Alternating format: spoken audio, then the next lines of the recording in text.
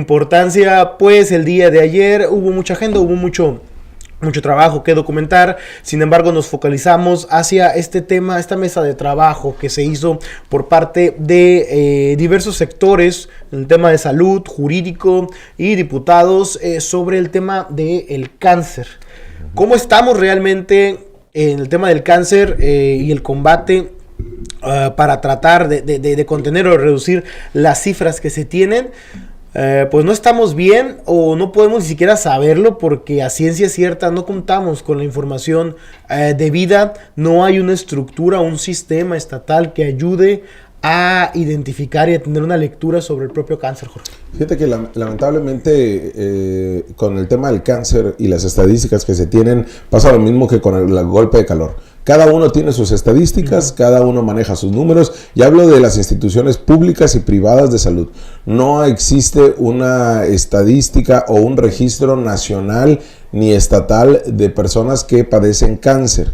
Y eso es preocupante, porque si no tenemos eso, difícilmente se puede tener una política pública adecuada o real por las condiciones o el contexto que se tiene del padecimiento del cáncer. Hay esfuerzos, sin duda alguna, de la Secretaría de Salud, hay esta voluntad de invertir el recurso, de hacer todas estas campañas, pero solamente se quedan estacionadas en octubre. Y ayer, por ejemplo, nos daban cuenta, que ya lo tendremos la siguiente semana, esta entrevista que hicimos, nos daban cuenta que noviembre, el 29 de noviembre es el día de concientización del cáncer de próstata, y que mueren más hombres por cáncer de próstata que mujeres por cáncer de mama.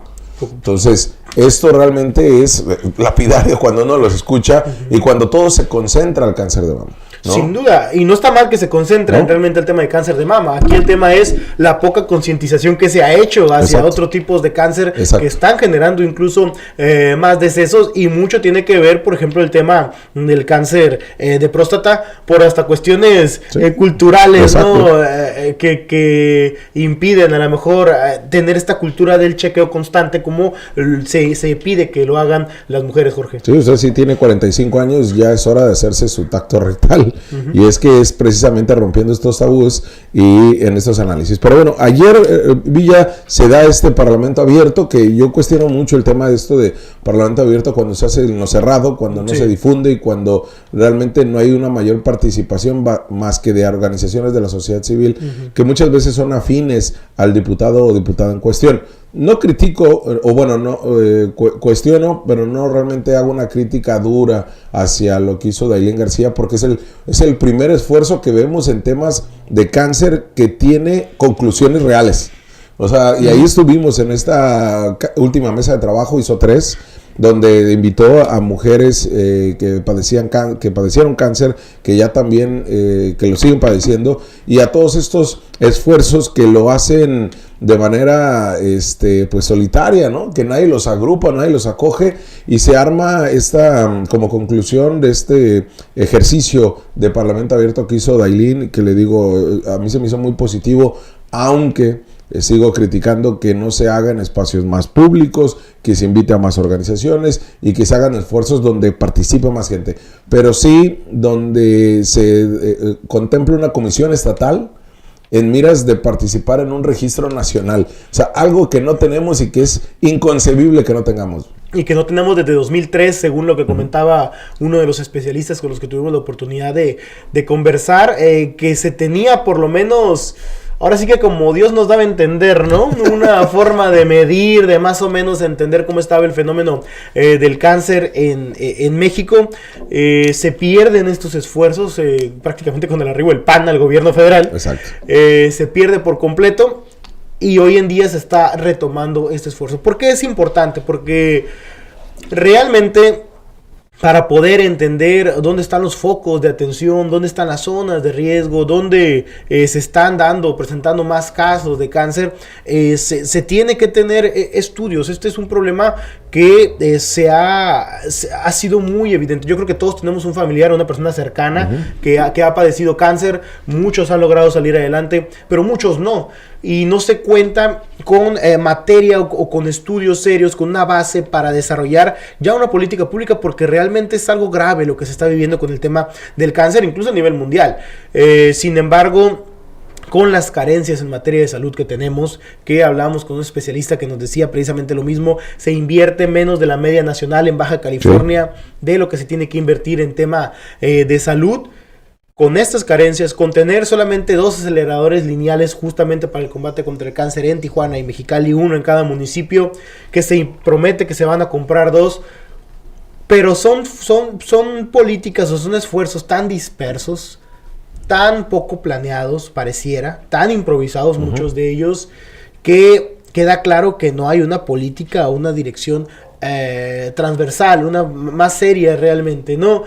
Y cuando se promueve el tema de la detección del cáncer, que es muy bueno detectarlo, pero no puede ser esa toda tu política, no puedes entrar a tu política nada más en detectar cáncer. Son ocurrencias, Villa, que terminan siendo evidenciadas por especialistas. Ajá. Y ocurrencias que no tienen por concreto una política pública, incluso del sexenio, o sea, que lo fuera caminando de manera sexenal. Y en este ejercicio que se hizo el Parlamento Abierto, tuvimos a bien de entrevistar a un especialista que hizo esta organización de Cero Desabasto, que vino desde la Ciudad de México a participar en este acto de Parlamento Abierto de la diputada Ailín García.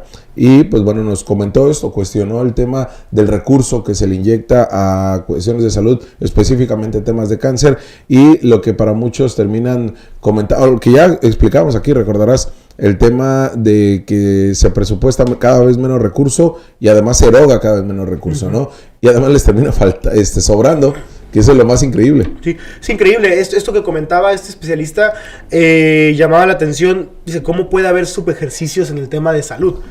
O sea, no es algo bueno ahorrar en salud. O sea, y que digan, no, pues nos quedó dinero de sobra. ¿Qué vamos a hacer con él? Quiere decir que algo no se hizo. Quiere decir que algún proyecto no se planeó. Y que son pésimos administradores. Que son pésimos administradores. Porque eso de que te sobre dinero en la administración pública es raro. O sea, algo no se hizo, algo no ocurrió. No es que seamos muy eficientes en el tema del recurso, porque todo el recurso está presupuestado y está etiquetado de una forma. Puedo entender que a lo mejor se puedan hacer transferencias porque los presupuestos fueron diversos, o a lo mejor gastamos menos en esto, pero vamos a invertirlo ahora en esto. Pero que te sobre dinero en el tema de salud es algo inconcebible en un país como México, que tiene un problema de su estructura o su sistema de salud es tan malo. O sea, cuando tienes un sistema tan malo no te puede sobrar dinero. No se está invirtiendo en donde tendría que estarse realizando. Y otro punto, Jorge, importante. Si bien todo, porque es como cuando se dice que se invierte en un tema, por ejemplo, para personas con discapacidad o para migrantes, por ejemplo. No porque inviertas dinero, o sea, todo el mundo piensa, qué bueno que se invirtió en ese sector. Pero también tienes que bien invertir ese.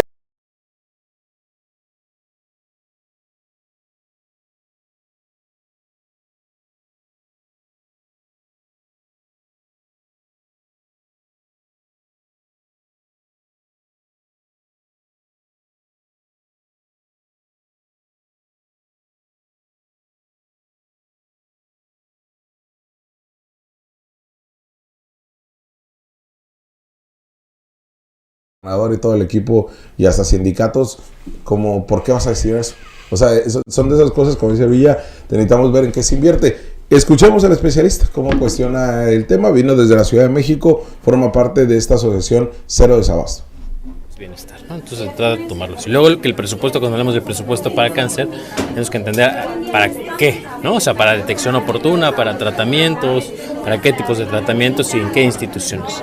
En general, es difícil etiquetar, o cuando hablamos, bueno, se destinó cáncer al programa de cáncer, ¿no? Menos presupuesto al programa específico de cáncer de mama.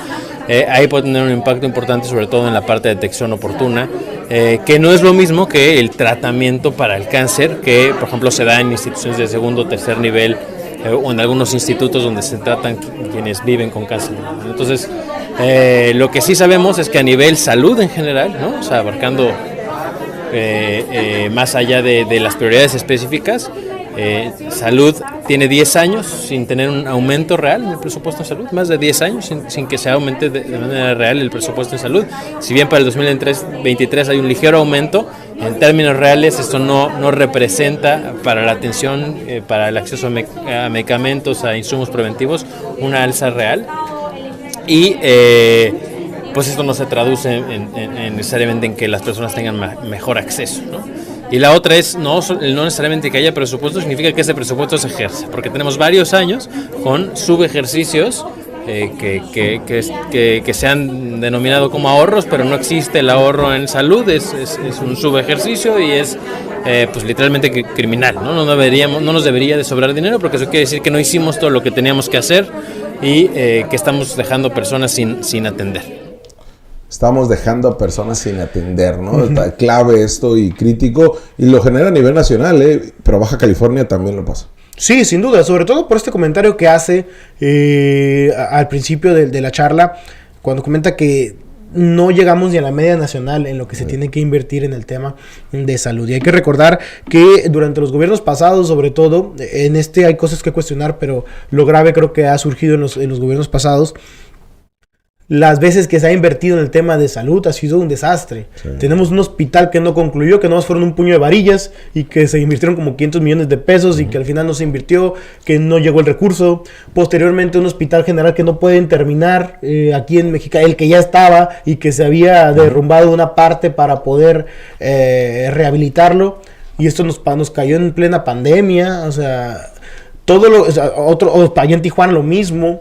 Todo lo que se ha invertido en los últimos años en el tema de salud ha sido un tremendo desastre, Jorge. Sí. O sea, y al final sí tenemos un severo problema de infraestructura de salud, sobre todo por los últimos 2 gobiernos anteriores, pero al final de cuentas esto no se ha solucionado. Ese es el problema, ¿no?